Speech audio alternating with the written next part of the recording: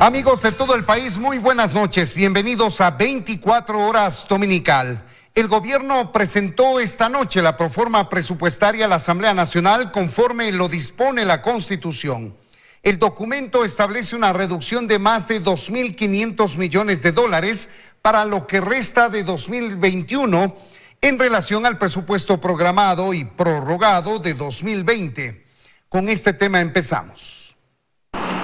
Fue José Mieles, el subsecretario de Presupuestos, quien acudió a la Asamblea Nacional para entregar la proforma presupuestaria 2021 y la programación cuatrienal 2021-2024. El monto de la proforma es de más de 32.900 millones de dólares, lo que representa una disminución de más de 2.500 millones de dólares en comparación con el presupuesto prorrogado del 2020. Según el Ministerio de Finanzas, esta cifra representa 911.047 millones menos de déficit de ejecución presupuestaria del año pasado. Según este documento, el precio estimado del barril del petróleo será de $59.80 de dólar, es decir, $22 más que el precio estimado en el primer semestre de este año. Los ingresos de la proforma se totalizan en más de 23.000 millones y los gastos ascienden a 27.800 millones de dólares, dando como resultado un déficit global de casi 5.000 millones de dólares. Según los economistas, ahora se deberá analizar cómo financiar este déficit. ¿Cómo se financiarán esos 5.000 millones? Primera pregunta. Segunda pregunta, ¿cuánto va a ser con deuda interna y cuánto va a ser con deuda externa? Es decir, ¿cuál va a ser la estrategia? La tercera pregunta es la seguridad social. Según Fausto Ortiz, la proforma es consecuencia de los acuerdos con el Fondo Monetario Internacional. Lo que hayan acordado seguramente va a estar reflejado en la proforma presupuestaria, lo que tiene que ver con el tema de subsidios, con el tema de ciertos gastos de nómina y también con el tema del financiamiento. Los analistas coinciden en que esperan que esta proforma resuelva los ingresos que estaban en la proforma del año anterior. Hay ingresos inflados, por ejemplo, el gobierno anterior por 3 años consecutivos decía que iba a haber venta o concesión o monetización de empresas públicas. Habría que checar si el gobierno eso ya lo excluye. Y ojalá se eliminen algunas dudas que el país tenía respecto, por ejemplo, a seguros que estaban considerándose como ingresos y que desde la óptica de varios analistas como que inflaban esos ingresos. Y que el presupuesto cubra con los sectores más críticos, salud y educación. A finales de octubre, el gobierno deberá presentar un nuevo presupuesto que regirá en el año 2022. En Quito, Natalie Jiménez, 24 horas. El presidente Guillermo Lasso cumplirá agenda oficial en México. El mandatario tiene previsto participar en el acto conmemorativo por el bicentenario de la independencia de México, lugar al que también asistirá su par mexicano Andrés Manuel López Obrador. Para el miércoles, el presidente Lasso contempla en su agenda reunirse con el Consejo Empresarial Mexicano de Comercio Exterior, Inversión y Tecnología, previo a su retorno al país. No consta en su agenda una reunión bilateral con el presidente mexicano. Y temas importantes en el ámbito penal y electoral se desarrollarán esta semana que iniciará mañana.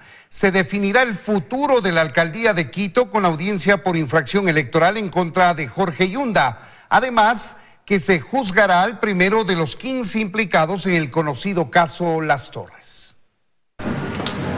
Esta será una semana decisiva para el futuro de funcionarios y exfuncionarios del Estado. Del 24 al 27 de agosto se desarrollarán audiencias en el ámbito judicial y electoral que podrían marcar un rumbo diferente en la Alcaldía de Quito y la Defensoría del Pueblo. El martes 24 de agosto a las 10 horas, los jueces Gustavo Durango, José Swing y Fernando Conde de la Sala de lo Contencioso Tributario de la Corte Nacional de Justicia darán a conocer su resolución respecto al habeas corpus presentado por el defensor del pueblo, Freddy Carrión, recurso con el que espera salir de la cárcel 4 de Quito, donde cumple prisión preventiva por el delito de abuso sexual. El juez que dictó la prisión preventiva, el doctor Rojas, ha desvanecido a criterio de esta defensa cada uno de los argumentos dados por el doctor Raza. Ha indicado que él fue testigo de presiones que se ejercieron de manera externa para que se dicte o se sustituya la prisión preventiva. 2 días después se desarrollará una audiencia crucial para determinar el futuro de la capital de los ecuatorianos. A las 12 horas del 26 de agosto, el juez del Tribunal Contencioso Electoral, Ángel Torres, llevará adelante la audiencia sobre el incumplimiento de la sentencia del pasado 1 de julio, que ratifica la remoción del alcalde Jorge Yunda. Esta consecuencia puede ser la destitución del alcalde Jorge Yunda y también la pérdida de los derechos políticos. ¿Qué significa esto? Que también se inhabilitaría que Jorge Yunda pueda ser el alcalde. De vuelta al ámbito penal, ese mismo 26 de agosto en la Corte Nacional de Justicia se desarrollará la audiencia de juzgamiento abreviado en contra del hermano del excontralor Pablo Celi, Esteban Celi. Es el primer procesado que acepta parte de la culpa por el delito de delincuencia organizada, relacionado con el pago de coimas por un total de $13 millones a cambio del desvanecimiento de 6 glosas y el pago de planillas. El 27 de agosto a las 8:30, dentro de esta misma causa, se desarrollará la audiencia de recepción de los testimonios anticipados del actual funcionario de Contraloría Luis Miño y los exdirectivos de la empresa No Limit, Sebastián Robles y Patricio Sá. En Quito, Daniela Valencia, 24 horas.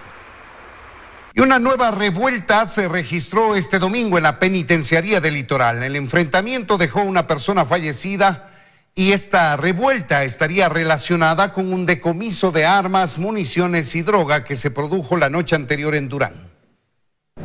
Las alarmas se encendieron una vez más en la penitenciaría del Litoral en Guayaquil.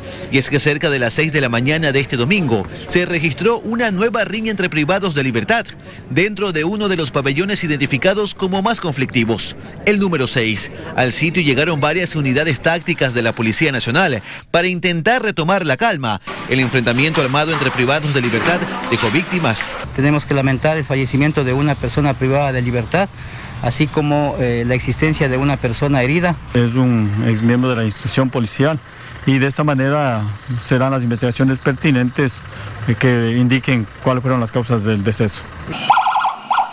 Este hecho se da luego de que la noche del sábado la policía confiscara al interior de un inmueble del Cantón Durán un gran arsenal de armas que pretendía ser ingresado precisamente en la penitenciaría del Litoral. Armas de grueso calibre se encontraron, incluso con mira telescópica, también municiones y un uniforme de guía penitenciario. Encuentran 2 subametralladoras, 5 alimentadoras, aproximadamente 400 proyectiles, una mira telescópica, tenemos 6 paquetes rectangulares donde se presume que al interior hay sustancias sujetas a fiscalización. Con ese arsenal se está armando los privados de libertad de la penitenciaría del Litoral. Durante el operativo hubo detenidos. Tenemos 2 personas aprendidas, una de sexo masculino y otra de sexo femenino. Además, el SNAI informó que la madrugada de este domingo iban a ser trasladados 20 privados de libertad de alta peligrosidad desde la cárcel de Cotopaxi a otros centros penitenciarios. Lo ocurrido en Cotopaxi y el decomiso de armas en Durán podrían estar relacionados a esta nueva revuelta en la penitenciaría del Litoral. No se registraron fugas y tras la riña la policía hizo requisas en el centro penitenciario. El resultado, más objetos prohibidos. 14 teléfonos celulares, sustancias de estupefacientes sujetas a fiscalización, 50 armas blancas, SIM cards y otros dispositivos de almacenamiento, una granada de fabricación industrial de uso militar. Fausto Cobo, director del SNAI, ha reconocido que la situación del sistema penitenciario es precaria y peligrosa y que se destinarán $75 millones para atender la crisis carcelaria en los próximos 4 años. Mientras, las revueltas y fallecidos en plena vigencia de un estado de emergencia al sistema penitenciario continúan. Luis Alfredo Zúñiga, 24 horas. La vicepresidenta de la Asamblea Nacional, Bella Jiménez, asegura haber sido víctima de sus asesores infiltrados en el equipo, quienes tomándose su nombre malutilizaron sus equipos de comunicación personal para así gestionar cargos públicos por WhatsApp, algo de lo que está acusada. Así reaccionó este domingo a lo publicado por un portal digital en su contra, mientras la izquierda democrática anunció su expulsión del partido. Con este tuit, la legisladora Bella Jiménez se dirigió al pueblo ecuatoriano. Es la segunda vicepresidenta de la Asamblea Nacional, hoy en el ojo del huracán, acusada de haber gestionado cargos públicos, tanto en el legislativo como en otras entidades, a cambio de dinero. Pocos días antes de su posesión, el 26 de abril de 2021, Según el medio digital La Historia y esta denuncia presentada por Fernando Villavicencio, presidente de la Comisión de Fiscalización, el hijo del asambleísta Jorge Pelay Jiménez recibió una transferencia interbancaria por $3.000 de Pablo Luna Fuentes, interesado en trabajar en el nuevo periodo legislativo. El cargo que le ofrecían era el de asesor nivel 2. Además, en una de sus conversaciones de WhatsApp habría escrito: en este momento estoy haciendo ratificar al gerente del Hospital Guayaquil, por lo que también se habla de haber puesto a personas en cargos de alto nivel en hospitales públicos. Incluso el poder político y la influencia del asambleísta Jiménez habría llegado hasta el Ministerio de Transporte y Obras Públicas a cargo de Marcelo Cabrera. En ese otro chat, la legisladora escribe: de lo suyo ya está listo, el ministro me dio luz verde. Pero según Bella Jiménez, su rol en toda esta trama es el de víctima. He sido afectada por el abuso de confianza de mis asesores, quienes, tomándose mi nombre, han mal utilizado mis equipos de comunicación personal, teniendo claros propósitos de aprovecharse de sus cargos para beneficios personales. Es decir, que los mensajes ella no los escribió. Todo esto surgió por la deslealtad de infiltrados en mi equipo asesor a pocos días de que yo presente ante el Pleno de la Asamblea Nacional un exhorto al presidente de la República para detener el incremento despiadado del precio de los combustibles, acota Jiménez. Pero sobre el audio, Este año yo metí el duro en la Comisión de Tránsito de Guayas. No dice nada. En su escrito, la segunda vicepresidenta del Legislativo, quien además presentó su desafiliación al Partido Izquierda Democrática por haberla acusado de supuestos actos de corrupción y afectado su honor, agrupación política que horas después la expulsó y separó de su bloque legislativo, asegura haber sido testigo en los últimos meses de una incesante y oscura campaña de desprestigio al Parlamento.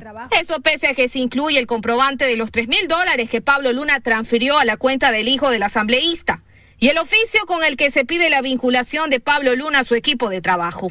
Jiménez obvia todo eso diciendo que se trata de un plan orquestado para apropiarse de la segunda vicepresidencia de la Asamblea. Y hasta advierte que la siguiente en cuanto a la difusión de denuncias por supuesta corrupción será la presidenta Guadalupe Lloria, quien afirma quieren destituir. Luisa María Heredia, 24 horas.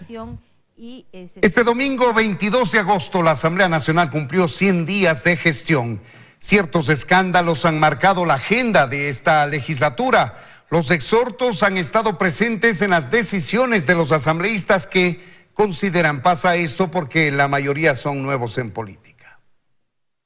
La falta de consensos en la sesión inaugural, una mayoría frágil, los exhortos en el plenario, el proceso de la supuesta compra de carros, la legisladora y sus desatinadas declaraciones y las acusaciones entre asambleístas han marcado estos primeros 100 días de la Asamblea Nacional. El balance es, digamos, neutro, ¿no? Algunas cosas positivas, algunas cosas negativas, escándalos innecesarios, sí. Por eso dicen que deben dividir la gestión en dos partes, una la que han realizado los legisladores en las comisiones y otra la que se ha vivido en el Pleno Legislativo. Que son costumbres que se han arraigado de la anterior Asamblea Nacional que debemos ir puliendo. La mayoría de los asambleístas somos nuevos en este Parlamento y es parte de que podamos ir entendiendo que el cumplimiento de la agenda legislativa es un compromiso que tenemos que adoptar todos. Este aprendizaje, que para algunos debería ser una experiencia que nos permita avanzar con un mejor trabajo, un trabajo positivo, un trabajo técnico. Hasta el momento, el Pleno de la Asamblea ha aprobado 4 proyectos de ley y 2 acuerdos internacionales y además ha cesado a un exfuncionario, proceso que también fue cuestionado por el error que cometió la Comisión de Fiscalización. Pero señalan que aún hay otros temas más importantes que todavía tienen que tratar. Todavía no hemos revisado leyes que tienen que ver con el ámbito laboral, todavía nos falta esperar que el Ejecutivo marque la línea en la parte económica. La tónica de este Parlamento se ha sido que únicamente hemos tratado proyectos de ley de la Asamblea pasada, han faltado también los proyectos del Ejecutivo. Depende mucho del compromiso que tenga cada una de estas bancadas por cumplir con su rol, con cumplir justamente con aquello que se han comprometido. En Quito, Andrea Samaniego, 24 horas. Gracias por continuar en nuestra sintonía, amigos. Después de 5 horas, la empresa pública metropolitana de agua potable levantó la alerta de prohibición de consumo que fue declarada para los barrios del norte y del nororiente de la ciudad tras el volcamiento de un tanquero de combustible cerca de una toma de captación de agua. La madrugada de este domingo, un tanquero de combustible se volcó cerca de una de las captaciones de agua de la empresa pública metropolitana de agua potable, ubicado en la vía Pifo-Papayacta. Tenemos la afectación de las dos plantas de tratamiento de Paluguillo y Bellavista, desde la avenida Colón hasta Calderón, las parroquias nororientales, desde Pifo hasta Guayabamba. Personal del Cuerpo de Bomberos acudió para controlar el derrame del diésel. El tanquero transportaba 10.000 galones de combustible, de los cuales se recuperaron 8.000. Vimos a realizar el control de la fuga. Se sujetó, se aseguró las compuertas del carro y se acompañó hasta el trasvase del restante de combustible a otro vehículo. Y de inmediato, la EMAPS activó los protocolos para analizar el nivel de afectación del agua. En el accidente no se registraron heridos. Se realizó valoraciones de nivel, mediciones de nivel de explosividad para garantizar de que no haya riesgo de incendio en la escena. Se utilizó agentes espumantes también para justo limitar los niveles de vapores que podían emanarse en ese momento. Mientras se realizaban las verificaciones necesarias, la EMAPS desplegó 24 tanqueros para cubrir la demanda. En un principio se declaró en emergencia el agua de Quito. Sin embargo, 5 horas después, la empresa informó en un comunicado que se verificó que no había contaminación del agua. En Quito, Natalie Jiménez, 24 horas. Y el gobierno continúa con sus esfuerzos para alcanzar la meta 900. En los puntos de vacunación aplicaron este fin de semana monodosis de CanSino y la tarde de este domingo se concretó la llegada de un cargamento con 2 millones más de dosis de la farmacéutica Sinovac. Faltan 10 días para llegar a los primeros 100 días de gobierno y los esfuerzos para alcanzar el plan 900 continúan. Este sábado se realizaron 2 mingas masivas en Quito y Guayaquil. En esta se esperaba vacunar a 30.000 personas. En la convocatoria no se registraron filas ni aglomeraciones. Muy bien, perfecto. O sea, sí, me gustó. Más rápido, ni 5 minutos. Llegué, me vacunaron y ya está. En un principio se dijo que en agosto se aplicarían únicamente las segundas dosis, pero desde este fin de semana también se inoculó a las personas que aún no habían recibido ninguna de las vacunas. Ellos recibieron la monodosis de CanSino. ¿Por qué no había acudido antes? No pude acudir en la fecha que yo tuve que ir, entonces bueno, aprovechando que hubo esta oportunidad, si no estaba esperando a septiembre. El Ministerio de Salud junto a ACNUR también realizó una convocatoria para que personas en situación de movilidad acudan a vacunarse. El día de ayer me enteré, entonces aproveché el temor de que los rechazaran porque por no tener papeles, en mi caso yo no tengo papeles y pues solamente vine con mi cédula venezolana y me pude vacunar. Y aunque el sábado no hubo mayor afluencia de personas, este domingo los puntos de vacunación lucieron así. Según los coordinadores zonales en Quito y Guayaquil, ya se ha vacunado el 70% de las personas con las primeras dosis, por lo que esta semana el objetivo será completar las 2 dosis. También para alcanzar el plan 900, la tarde de este sábado llegó un cargamento con 54.000 dosis de CanSino y este domingo llegó un cargamento con 2 millones de dosis de la farmacéutica Sinovac. En Quito, Natalie Jiménez, 24 horas. A partir del próximo mes de septiembre empezará el turno de vacunación de menores de edad de entre 12 y 15 años. La ministra de Salud señaló que a este grupo se le aplicará una sola dosis de Pfizer. Sin embargo, algunos médicos dicen que esto sería un error. Restan menos de 20 días para que el gobierno alcance la meta de vacunar a 9 millones de ecuatorianos en 100 días. Una vez que eso ocurra, el proceso de vacunación para menores de entre 15 y 12 años arrancará. Según la ministra de Salud, Jimena Garzón, los estudios demuestran que para este grupo etario se requiere una sola dosis. Nosotros hemos propuesto que se vacune por la evidencia que sea recabado a nivel internacional de la eficacia de una sola dosis en la población entre 12 y 15 años. Sin embargo, hay inquietud y preocupación desde el gremio médico, pues consideran que si se trata de Pfizer o Sinovac, se debe aplicar el esquema completo. La presencia de la variante Delta nos obliga a vacunar a esta población. Y entendiendo que las vacunas son seguras y eficaces, pues yo me lanzaría a una campaña de vacunación con un esquema completo. No conozco de ningún estudio o ensayo clínico que recomiende una sola dosis. La ministra dice que se analizará esa posibilidad, pero que siempre se actuará a base de estudios científicos. De su lado, Esteban Ortiz, médico salubrista, cree que incluso el país podría aprobar la vacunación a niños desde los 5 años en adelante sin esperar la regulación de agencias internacionales. Chile toma sus propias decisiones, lo mismo que otros países. ¿Por qué el Ecuador tiene que depender en la FDA necesariamente? Creo que en ese sentido, pues el Ecuador podría tomar la decisión y decir, todos los niños mayores de 5 años se van a vacunar con la vacuna de Sinovac, por ejemplo, que es muy segura, o con la vacuna de Pfizer, porque así lo ha decidido la comisión médica que nos está asesorando. Ortiz dice que al ritmo en el que avanza la vacunación, el retorno a clases presenciales de muchos menores es cada vez más seguro. En Quito, Belén Merizalde, 24 horas. 1.533 instituciones del régimen Sierra y Amazonía iniciarán clases el próximo 1 de septiembre. La ministra de Educación presentó al COE Nacional la actualización del protocolo correspondiente. Una distancia de 1,5 metros entre personas, horarios diferenciados y transporte con el 50% de aforo son algunos de los requisitos. Las aulas volverán a recibir a sus alumnos desde este 1 de septiembre y el Ministerio de Salud presentó este viernes al COE Nacional la actualización del protocolo del uso de instalaciones.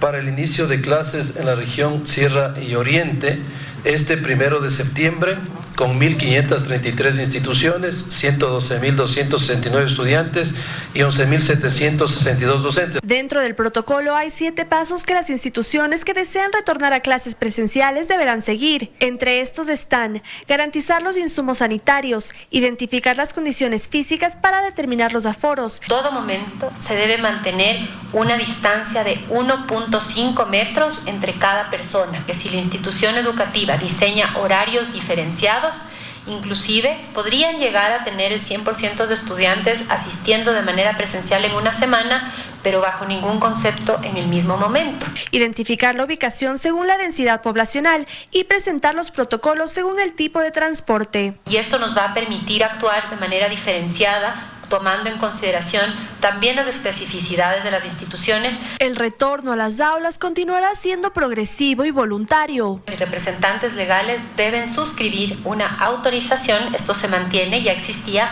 del uso de las instalaciones o asistencia presencial a clases. La ministra de Educación, María Brown, agregó que los centros de idiomas que deseen retornar a las clases presenciales deberán presentar el mismo protocolo que las instituciones educativas. También señaló que el COE Nacional aprobó los actos presenciales de la Jura de la Bandera. Este se realizará el 27 de septiembre. Solo podrán asistir los 9 estudiantes, escoltas y abanderados con 2 acompañantes y no se realizará el acto del beso a la bandera. Desde este 1 de septiembre también abrirá sus puertas la primera institución de educación a distancia. Esta es pública y si bien ayuda en el contexto de la pandemia, también fue pensada para deportistas de alto rendimiento y otras personas que no puedan asistir a los colegios presencialmente. En Quito, Natalie Jiménez, 24 horas. Este fin de semana se registró indisciplina ciudadana y aglomeración de personas en el Distrito Metropolitano de Quito. Las autoridades capitalinas intervinieron en una fiesta no regularizada con 250 personas en una piscina en el sector de Chilibulo, al sur de Quito. La mayoría de sus asistentes eran menores de edad, a quienes se encontraron consumiendo alcohol. En el operativo participaron autoridades de la Agencia Metropolitana de Control, de la Secretaría de Seguridad y también de la Policía Nacional. Por redes sociales conocimos la convocatoria a este acto. Con estos antecedentes procedimos a articular desde la Secretaría de Seguridad a las entidades de control y seguridad con la finalidad de integrarnos y poder intervenir como así lo hicimos y desarticular este piscinazo que tuvo como característica toda la pérdida de medidas de bioseguridad en medio de alcohol en donde ninguno de los chicos que estaban ahí presentes observaban las medidas de bioseguridad, peor, tenían puesto mascarilla. Aquí concluyen las noticias del domingo, amigos. Gracias como siempre por su confianza y sintonía. Que tengan buenas noches y un feliz inicio de semana.